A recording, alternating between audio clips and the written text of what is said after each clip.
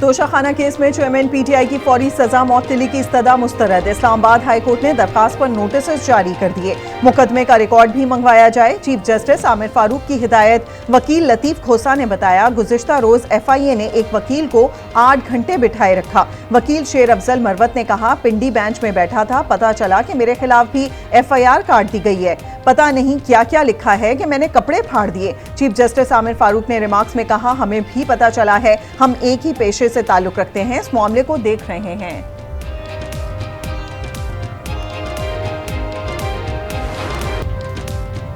नून league की इत्तेहादी हुकूमत के दिन पूरे। वज़ीर आज़म शहबाज शरीफ ने कौमी असम्बली तहलील करने के लिए समरी सदर मुमलिकत डॉक्टर आरिफ अलवी को भिजवा दी। सदर के दस्तखत करने के साथ ही असम्बली तहलील हो जाएगी। असम्बली तहलील होने के बाद वफाकी काबीना भी खत्म हो जाएगी। शहबाज शरीफ निगरान वज़ीर आज़म की तैनाती तक वज़ीर आज़म रहेंगे। वज़ीर आज़म कल अपोजिशन लीडर से निगरान सेटअप पर मुशावरत करेंगे। अपोजिशन लीडर राजा रियाज कहते हैं, निगरान वज़ीर आज़म के नाम पर मुशावरत हो चुकी, कल फिर वज़ीर आज़म से मुलाकात होगी।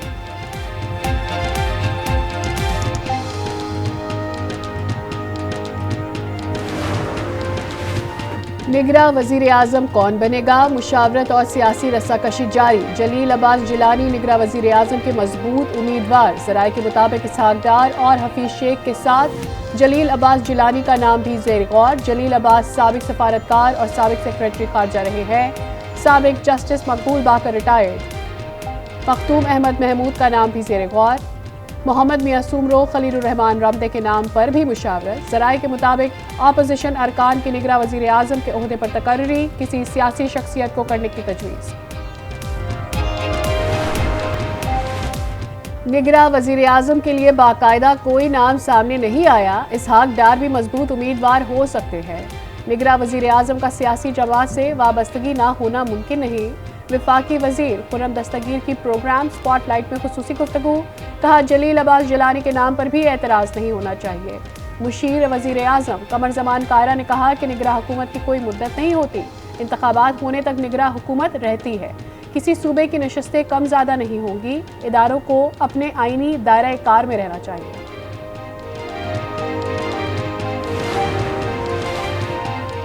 मौजूदा हुकूमत ने मुल्क को दरपेश चैलेंजेस का डट कर मुकाबला किया। सी पैक को बहाल किया। खुशी है कि पाक अमेरिका दो तरफा ताल्लुकात को बहाल किया। वज़ीर ख़ारजा बिलावल भुट्टो की न्यूज़ कॉन्फ्रेंस। कहा, चीन, सऊदी अरब और यूए ने मुश्किल वक्त में भरपूर साथ दिया। बिलावल भुट्टो की नहरबानी खर की भी तारीफ। कहा, उन्होंने FATF से निकलने में दिन रात काम किया।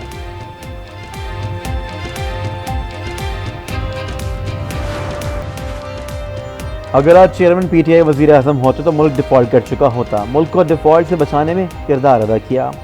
अपोजिशन लीडर राजा रियाज का खिताब। कहा, बुज़दार दौर में DPO पैसे देकर लगते थे। मौजूदा हुकूमत की गलत पॉलिसियों की निशानदही की, जायज़ पॉलिसियों की हिमायत की।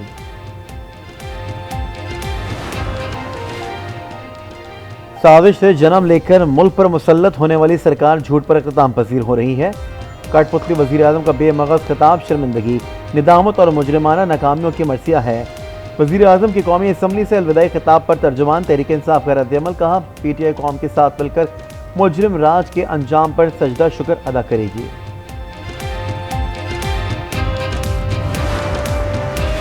कौमी असम्बली से आवाम पर टैक्स लगाया जाता है, इसी जगह से आवाम पर महंगाई का बोझ पड़ता है। लेकिन सवाल ये है कि टैक्स लगाने वाले क्या खुद टैक्स देते हैं? साबिक वज़ीर आज़म शाहिद खाकान अब्बासी का सवाल। कहा, हुकूमत पर से आवाम का एतमाद उठ चुका है। ये पाकिस्तान की तारीख की बदतरीन असम्बली रही है। आज आवाम को छुटकारा मिल गया। और अगली असम्बली में हो या ना हो, कौमी असम्बली के अलविदाई इजलास में अरकान का फोटो सेशन। स्पीकर कौमी असम्बली राजा परवेज अशरफ की जानिब से अरकान पार्लियामेंट के एजाज़ में अलविदाई इशाइया। बड़ी तादाद में अरकान की शिरकत।